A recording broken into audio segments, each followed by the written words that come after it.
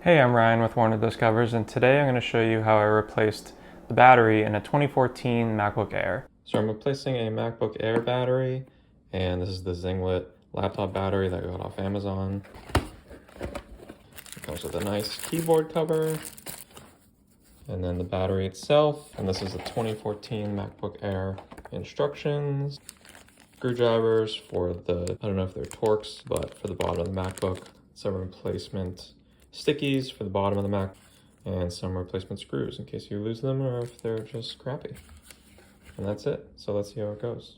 All right, so we got the battery and the MacBook, which is my mom's laptop, and then just simple instructions. It's basically plug and play. We got the screwdrivers here. So I'm just gonna go around and take each one of these off. Okay, so I got the screws off and I just slowly pulled back up at the top here, and you can see it's starting to come off.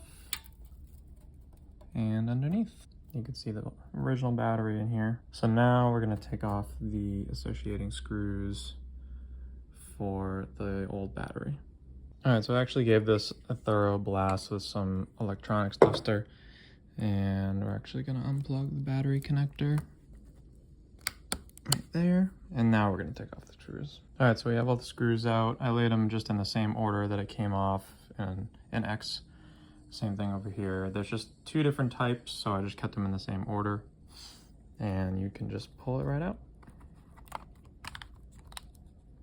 And just looking at them next to each other, you can notice that it's the same milliamp hours, 7150. This one's 7200, so this one has 50 more, but I'm willing to bet that these are just the same exact manufacturer for all the Amazon batteries, and they just slap their manufacturer name on it. All right, so I have the new battery in, the connector, and now I'm gonna put all the screws back. All right, so we got the laptop all screwed back together and the new battery installed.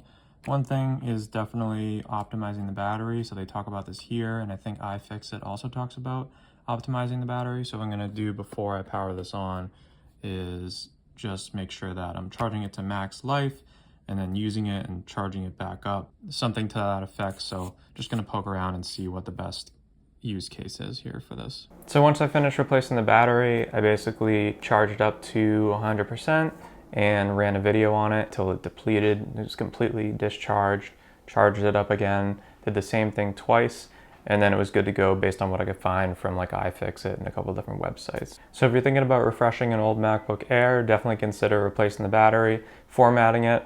It feels like a completely new machine. I would definitely recommend. This was so easy to do. Let me know if you have any questions, and I'll have some links in below for a few different batteries you can choose.